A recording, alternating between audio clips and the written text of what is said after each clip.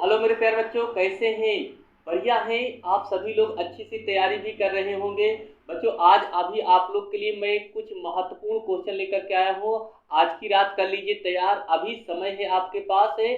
क्योंकि कक्षा 12 भौतिक विज्ञान के जो 4 मार्च के पेपर के महत्वपूर्ण प्रश्न हम लेकर के आए हैं। अगर इस प्रश्न को आप तैयार कर लेते हैं तो मैं 100% बता रहा हूँ कि आप एग्जाम में ये क्वेश्चन छोड़ करके आओगे। और ये सारे पेपर सेट के क्वेश्चन लिए गए हैं, वायरल क्वेश्चन हैं।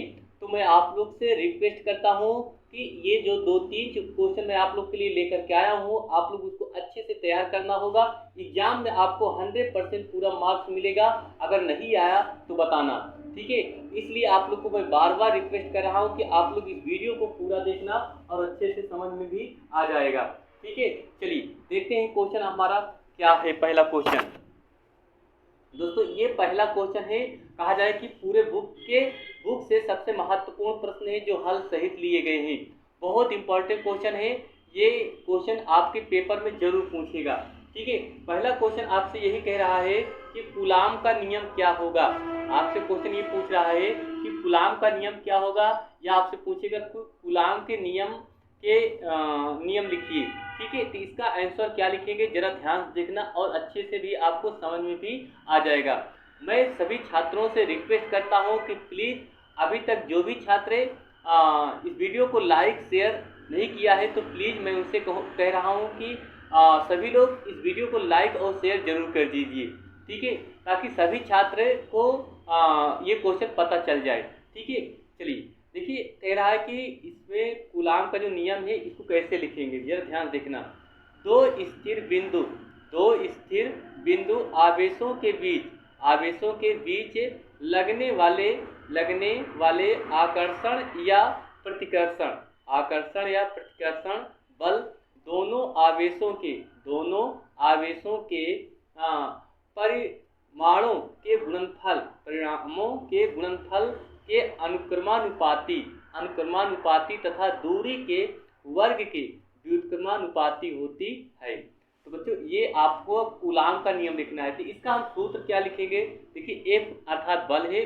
F बराबर 1 ये थ्योरी होती है 1/4 पाई ई साइलेंट, यह साइलेंट है, इंटू Q1 अपान R स्क्वायर। ये इसका क्या हो गया?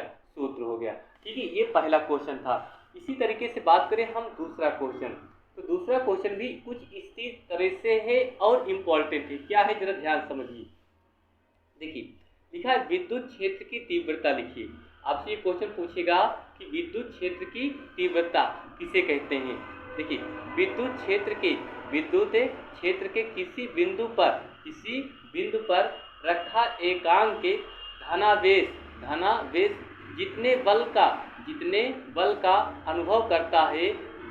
का अनुभव करता है उसे उस बिंदु पर विद्युत क्षेत्र की तीव्रता कहते हैं। विद्युत क्षेत्र की क्या कहते हैं? तीव्रता कहते हैं। इसका एसआई मात्रक न्यूटन कूलाम होता है। इसका जो एसआई मात्रक होता है दोस्तों, वो क्या होता है? न्यूटन। क्या होता है? Newton coulomb. क्या होता है भाई? न्यूटन कूलाम होता है। ये बहुत इंपॉर्टेंट है।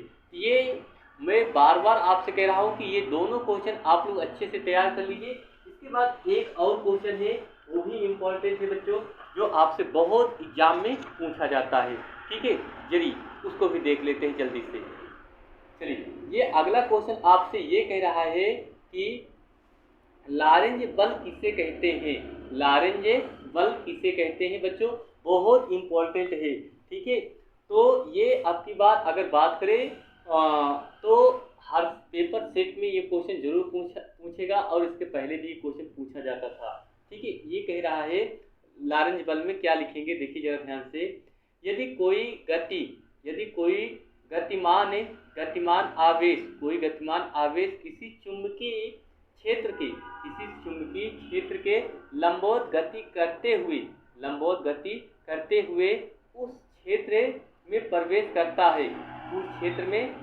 करता है तो इस क्षेत्र में उसकी गति का पथ वृत्ताकार होगा।